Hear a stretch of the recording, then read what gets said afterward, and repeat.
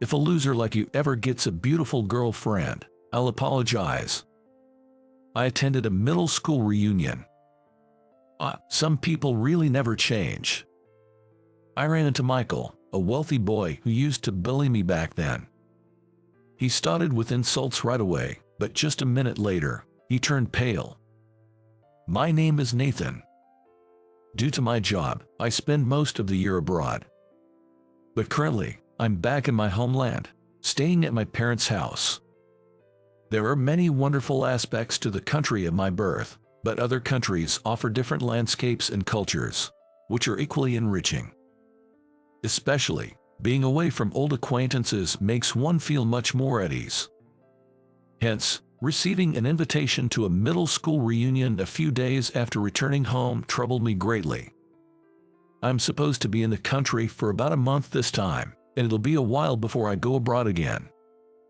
The date of the reunion coincides with the time I'll still be here. It seems to be a grand 100th anniversary reunion, set to take place at the best hotel in town. Surely, most of my classmates will attend, including Michael. I've been a target of bullying since I was a child. Michael was one of the worst offenders.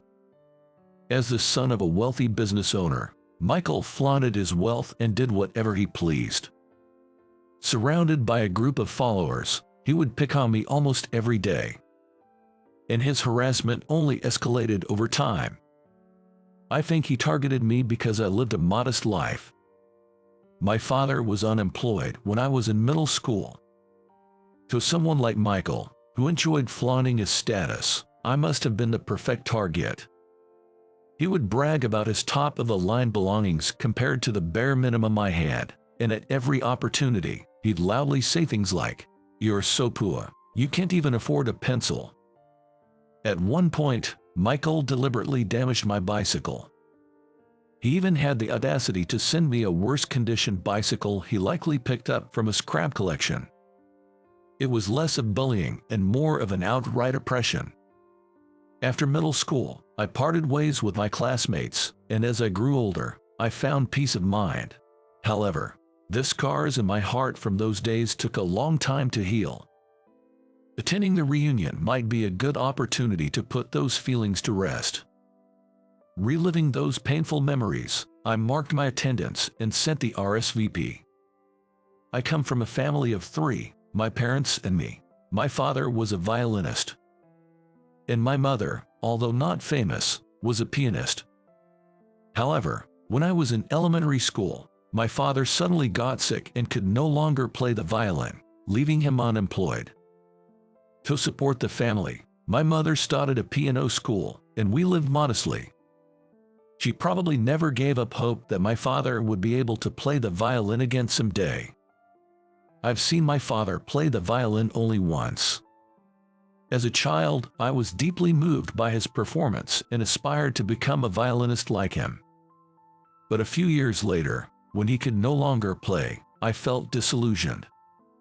My father, too, seemed to have given up, never touching the violin again. I also took violin lessons and was often praised by my teacher for being a true son of my father. However, having seen him play only once, I lacked real appreciation and was more frustrated than anything else. After boasting to my elementary school friends that my father was a violinist, he got sick, and I was branded a liar. "You said your dad was a violinist, but that's a lie, right?" "It's not a lie. He's a world-famous violinist." "But my mom said your dad is unemployed." "That's..." "Bring him over. Have him play the violin in front of everyone."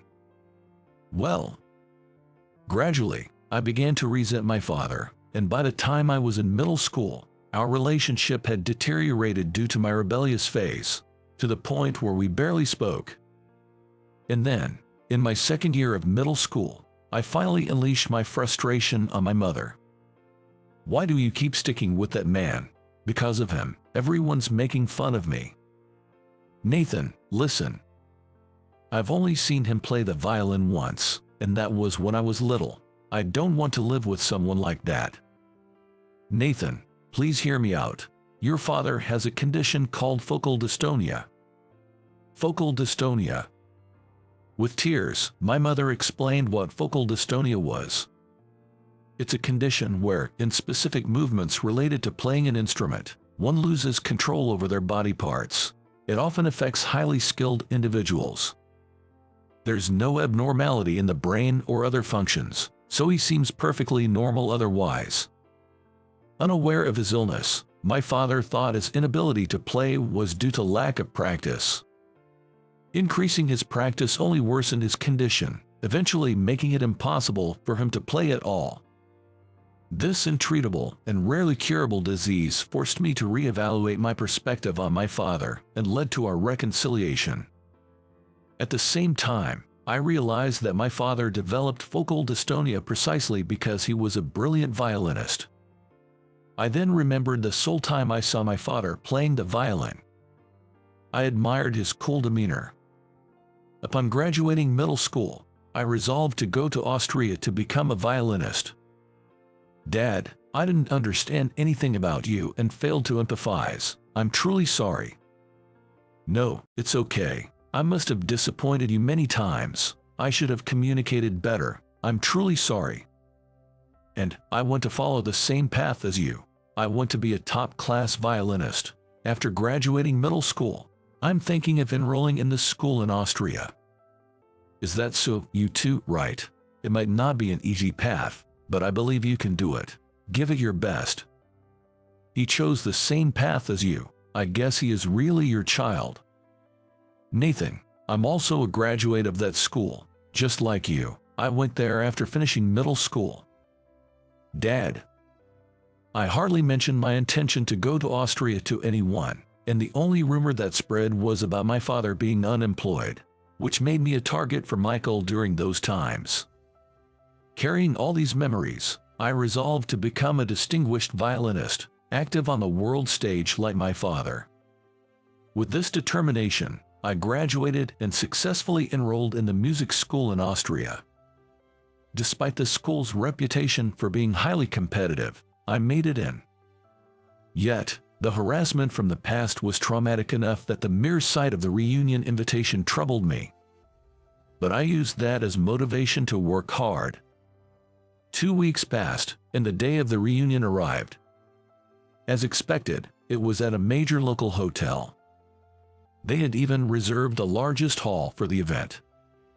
Perhaps because it was the 100th anniversary, the place was overflowing with people, to the point where it seemed fewer had missed than attended. Hey, is that Nathan? Long time no see. It's been a while, you look well. Is that you, Nathan? Yeah, long time no see. Do you remember me? You sat in front of me back then. I was surprised by the generally positive attitude of my classmates. But everyone has grown up, I suppose. Conversations flowed, and some even apologized for their past actions. I felt a sense of relief, thinking attending was the right decision. The worries I had when I first saw the reunion notice seemed to have been unfounded. From what I could see, almost all my former classmates were there. Which means Michael must be here too. I didn't want to see him, but perhaps Michael, too, had grown up and changed. As I was chatting and enjoying a drink with my classmates, Michael finally appeared and headed straight towards me. Well, if it isn't Nathan, the son of an unemployed man, how have you been? Still living the pool life? Unfortunately, Michael hadn't changed at all. His expression screamed winter, reminiscent of a bully in a playground. Despite being an adult, he was flaunting his high-brand logo-printed suit and bag, surrounded by several women. But these women weren't our classmates. It seemed like Michael just brought them along for show. You're still the same, Michael. I responded without batting an eyelid. What are you on about? You're probably still living the same old life, aren't you? Still can't afford a pencil, or is your bike still broken? He retorted with a laugh. Hey Michael, who is this guy? Uh-oh, This guy was dirt poor back in middle school. I even gifted him a bicycle once. Really? But Michael, don't they serve champagne here? I'll get you a bottle each, worth $10,000, at your hostess bar later. Jay, thank you. Ignoring the fact that this was a reunion, Michael and the hostesses were getting excited. Even my classmates around us were taken aback by this display. Well, Nathan, I guess someone at the bottom like you wouldn't even get close to such women. Oh right, should I give you one? But they're expensive, so you probably couldn't afford them. If a loser like you ever gets a beautiful girlfriend, I'll apologize. Michael, that's so mean. Oh, I'll apologize as many times as you want. Michael laughed crudely, but a beautiful woman swiftly passed by him. Michael and the classmates around were taken aback by her presence. The woman stood next to me, intertwining her arm with mine. With a firm yet smiling demeanor, she looked at Michael and said, "Oh, so you'll apologize." Tall, with beautiful straight blonde hair. She was my fiancée, Marie. Marie smiled at me before turning back to Michael. "Excuse me, who might you be?" This is my classmate, Michael." "I see, Michael, nice to meet you. I'm Marie, Nathan's fiancée and also his business partner. So, will you be apologizing?" Marie introduced herself to Michael. Michael, along with the women and his followers, seemed stunned. After a moment of silence, Michael's voice trembled as he spoke. "What? No way, you, a poor guy with her. That's a lie. You're just showing off. There's no way someone like you, who didn't even go to high school, could be with such a beauty. Engaged. Don't make me laugh. That must be a lie too, just like your dad, the famous violinist lie." Michael was fuming, much like a wild boar. The women he brought were speechless. Marie retorted sharply, "I won't tolerate anyone speaking ill of Nathan's father, not even Nathan's friends. Really, Nathan, is this person truly a friend? I can't believe it." She was shaking with anger. Determined to get back at Michael for my middle school days, I decided to tell him about what happened after I graduated. "Look, it's not about showing off. You seem to think I didn't continue my education, but I went to a school in Austria to become a professional violinist. By the way, Nathan's father is a wonderful violinist. He just had to retire because of his illness, but Nathan isn't a liar at all." I talked about my dream to become like my father and how I enrolled in the music school, the difficulty of getting into that school, and how my father, recognized for his talent from a young age, had also attended the same school in Austria after finishing middle school. With Marie's support, Michael couldn't interrupt while I was speaking. "That's the story. I've graduated from that school and now spend most of the year abroad." "What? But you told the teacher you weren't going to high school."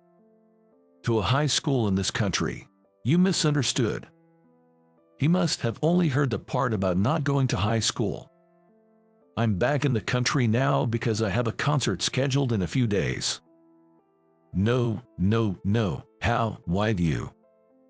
"And now, please enjoy a violin performance by our alumnus, Nathan. He is considered a promising violinist and is touring the world. He has graciously agreed to perform a special piece for us today." As the announcement echoed through the venue, I took my violin from my bag and headed to the stage. During my performance, Marie helped me by turning the pages of my music. The performance ended to roaring applause, and as I stepped off the stage, I saw Michael, finally believing, looking stunned. A few days after the reunion, I successfully completed the tour. Marie supported me at every performance, always there by my side. I'm truly grateful to her, especially for putting Michael in his place at the reunion. After the tour in this country, I decided to marry Marie and went home to tell my parents. "It's been a while since we sat down like this, Nathan. Last time was before you left for Austria, right?"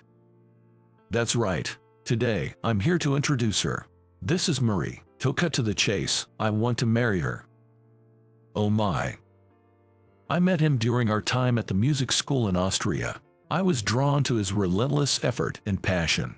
He always talked about you, aspiring to become a violinist like you. Nathan, please, give us your blessing to get married. Of course, you've succeeded on your tour and built a solid reputation. I've even received messages from a few violinists in France. Let's celebrate today. Marie, is there anything you don't eat? With that, our marriage was decided, and my name became known in this country thanks to the tour. It became a topic among my classmates, spreading from friend to friend and eventually throughout their networks. As expected, Michael was overheard jumping on the bandwagon at his usual hangouts. However, his exaggerated stories were met with skepticism, and after classmates exposed his past actions, the women he surrounded himself with disappeared one by one. Eventually, his father, a big company president, heard about his behavior and gave him a stern reprimand. Michael, who had been working at his father's company, was transferred to a regional branch, putting an end to his privileged behavior. I never received an apology, but the reunion and subsequent events healed the wounds from my school days. I continued to perform successfully and was interviewed in my home country. It was my first long interview here, though I had done many abroad. I took the opportunity to talk about my father. Nathan, you come from a musical family, right? Yes, my father was a violinist, and my mother a pianist. Does your father no longer play the violin? My father has focal dystonia. It's a common condition among skilled musicians, leading him to quit playing. It's a condition that affects only the ability to play instruments. I misunderstood my father's situation when I was young. We had a rift patch, but before going to Austria, I had a chance to talk with him and understand his condition. He truly was a great violinist. I hope the stigma around this disease disappears, and I dream of establishing a fund to support musicians affected by it. That's a wonderful aspiration. I hope it becomes a reality. This interview gained fame, and my father's violin skills were acknowledged anew. While his condition hasn't improved, he's now often invited as a guest to performances and has taken on a mentoring role for young musicians. Despite claiming he can no longer play, watching young violinists brings him joy, and he's actively involved in the music community. My mother's piano school is thriving with more students than we ever imagined, training the next generation of world-class musicians. Her teaching skills, once considered unknown, are now highly reputed, filling her schedule daily. I couldn't be prouder. As for me, I continue to travel the world with Marie, playing the violin. Nathan, I'm so glad I met you. Me too. I'm grateful for you every day. Your effort and passion, and your parents' influence. Exactly. I feel like I've finally been able to repay them. Marie is also an incredible violinist. We inspire each other like we did in our student days, acknowledging each other's talents and building a strong marriage. And several years later, I was able to establish a foundation for musicians who, like my father, could no longer continue to perform. I donate about half of my earnings from performances to this foundation, while still practicing and performing daily. Believing in the power of music and wishing happiness for all who love it. I pray and stand on stage again today,